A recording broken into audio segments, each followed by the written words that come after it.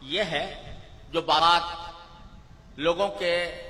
ذہنوں میں ایک شبے کے طور پر یا ایک سوال کے طور پر پیدا ہوتی ہے۔ ہم جب سے دارالعلوم قائم ہوا 14 اگست کی تقریب منایا کرتے ہیں، اور اس موقع پر کبھی مختصر کبھی مفصل اجلاسات بھی مقرر ہوتے ہیں، منعقد ہوتے ہیں، جس میں پاکستان کی تاریخ بھی بعض اوقات بیان کی جاتی ہے اور پاکستان کے مقاصد کا بھی ذکر ہوتا ہے۔ بعض مرتبہ دلوں میں یہ خیال پیدا ہوتا ہے کہ ہم جو اپنے آپ کو حضرات علماء دیوبند سے وابستہ قرار دیتے ہیں اور انہی کے خوشہ چی ہیں، کیونکہ ہمیں اس بات پر مکمل اعتماد، الحمدللہ مکمل اعتماد اور یقین ہے کہ حضرات اکابر علماء دیوبند ہمارے بہترین اسوہ اس لیے ہیں کہ وہ اتباع سنت کی تصویر ہے، اور ہمیں اس بات پر مکمل اعتماد ہے کہ اہل السنت والجماعہ کا جو طریقہ ہے وہ ہمارے حضرات اکابر علماء دیوبند اس کا مظہر ہے، ما انا علیہ و اصحابی کا مظہر ہے۔ تو چونکہ حضرات علماء دیوبند اور ان کی اتباع میں ہم بحیثیت خدام جامعہ دارالعلوم کوئی دن نہیں منایا کرتے، کوئی کسی کی برسی نہیں منایا کرتے، کسی کی پیدائش کا دن نہیں منایا کرتے، یہاں تک کہ اس کائنات میں سب سے زیادہ عظیم ہستی جو در حقیقت وجہ تخلیق کائنات ہے، جناب محمد الرسول اللہ صلی اللہ علیہ وسلم، آپ کا یوم پیدائش بھی ہم لوگ نہیں مناتے۔ آپ کا وہ یوم پیدائش جس کو آج کی اصطلاح میں عید میلاد النبی کہا جاتا ہے، وہ بھی ہم نہیں مناتے، لیکن یوم پاکستان مناتے ہیں، 14 اگست کو یوم آزادی مناتے ہیں۔ تو بعض لوگوں کے دلوں میں یہ خیال پیدا ہوتا ہے کہ جب اگر دن منانا ہے تو سب سے زیادہ اس کے مستحق نبی کریم سرور دو عالم محمد مصطفیٰ صلی اللہ علیہ وسلم کی پیدائش ہے یا آپ کی یاد ہے، جس کو منانے کے لیے کوئی تقریب منعقد کی جائے۔ کیا وجہ ہے کہ ہم عید میلاد النبی نہیں مناتے لیکن یوم پاکستان مناتے ہیں، آزادی پاکستان کا دن مناتے ہیں؟ تو میں اس کی وضاحت کرنا چاہتا ہوں کہ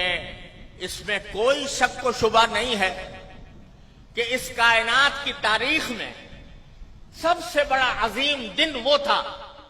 جس میں اللہ تبارک و تعالی نے اس کائنات کی ہدایت کے لیے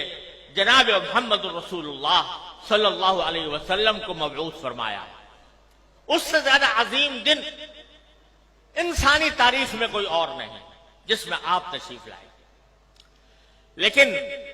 آپ ہی کی تعلیمات اور آپ ہی کی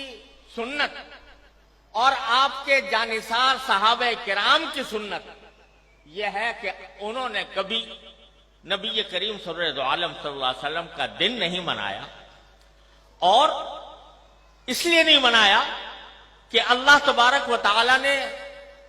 رسول کریم صلی اللہ علیہ وسلم کو اس لیے مبعوث فرمایا تھا تاکہ آپ کی ہدایت کی روشنی سے یہ کائنات منور ہو اور لوگ آپ کی تعلیمات کی اتباع اور پیروی کریں۔ آپ کی ذات والا صفات وہ ہر قسم کی رسمی کارروائیوں سے کہیں بالاتر ہے، اور حضرات صحابہ کرام جو آپ کی زندگی کے ایک سانس کے بدلے اپنی ساری زندگیاں نچھاور کر سکتے تھے، انہوں نے کبھی یہ دن نہیں منایا۔ جب انہوں نے جو کوئی چیز نہ منائی ہو اور انہوں نے اس سے اعتراض کیا ہو اور اس کے بجائے सारी जिंदगी इत्तिबाए सुन्नत की कोशिश की हो, उसको अगर हम मनाना शुरू करें तो दीन के अंदर एक इजाफा होगा, दीन के अहकाम में एक इजाफा होगा, और दीन के काम में कोई इजाफा वो बिदात कहलाता है। मन अहदथ फी अमरीना हाजा वहुवा रद्द, तो वो बिदात बन जाता है, क्योंकि वो एक मजहबी मामला। ईद मिलादुन नबी मजहबी तकरीब के तौर पर मनाई जाती है, मजहबी ईद के तौर पर, ईद का नाम उसका रखा गया है, और वो मजहबी तकरीब है। और मजहबी तकरीब अगर कोई शख्स मजहब का हिस्सा समझकर वो बनाएगा तो दीन में एक इजाफा होगा जिसका नाम बिदात है। इसलिए हमारे अकाबिर उलमाए किराम ने उस बनाने का एहतमाम नहीं किया। जहां तक ये 14 अगस्त का ताल्लुक है, 14 अगस्त के यौम आजादी का ताल्लुक है, ये कोई मजहबी तकरीब नहीं है, ये कोई दीनी इज्तिमा नहीं है, ये दीनी तकरीब नहीं है, बल्कि ये मुल्की तकरीब है। और मुल्क की आजादी के तौर पर, उसके एक निशान के तौर पर उसको मनाया जाता है। कोई शख्स भी जो इसको मनाने वाला है वो उसको दीन का हिस्सा समझकर नहीं मनाता, उसको मजहब का जुज समझकर नहीं बनाता, बल्कि एक मुल्की तकरीब है। एक मुल्क के अल्लाह तबारक व तआला ने एक मुल्क हमें अता फरमाया, और ऐसा मुल्क अता फरमाया जिसकी तफसील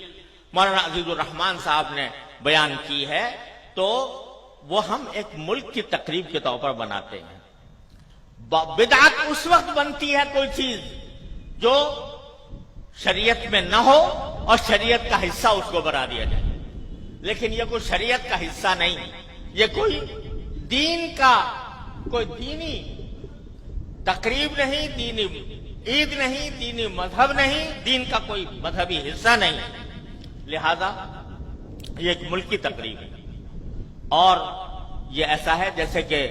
अगर कोई शख्स अपने घर के अंदर कोई किसी अपने घर की तामीर हुई और उस तामीर के ऊपर कोई इज्तिमा करे, कोई दावत करे,